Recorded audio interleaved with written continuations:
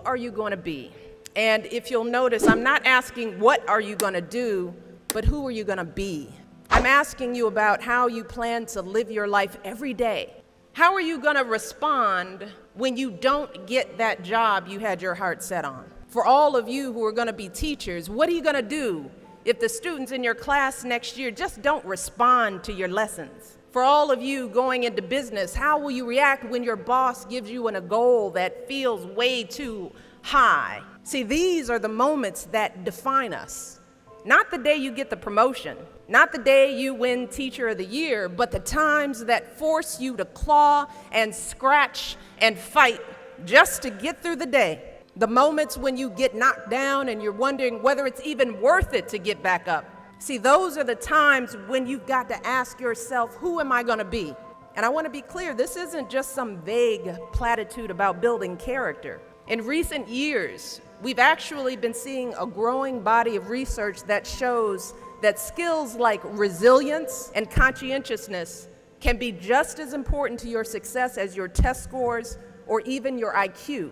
For instance, West Point cadets who scored high on things like grit and determination were more likely to complete basic training than those who ranked high on things like class rank, SAT scores, and physical fitness.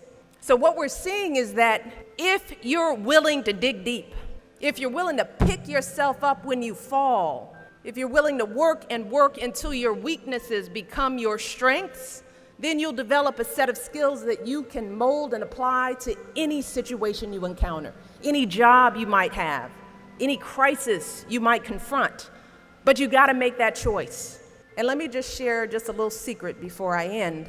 As someone who has hired and managed hundreds of young people over the course of my career, whether it was during my time as a lawyer, as an administrator, as a university, a nonprofit manager, even now as First Lady, I have never once asked someone I was interviewing to explain a test score or a grade in a class. Never.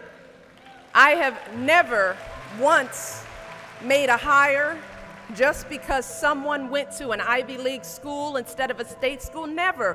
What I have looked for is what kind of person you are. Are you a hard worker?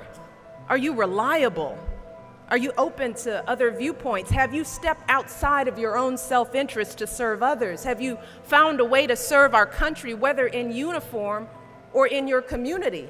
Again and again, I have seen that those are the qualities that I want on my team, because those are the qualities that move our businesses and schools and our entire country forward. And just understand this. Those are the qualities that you all already embody.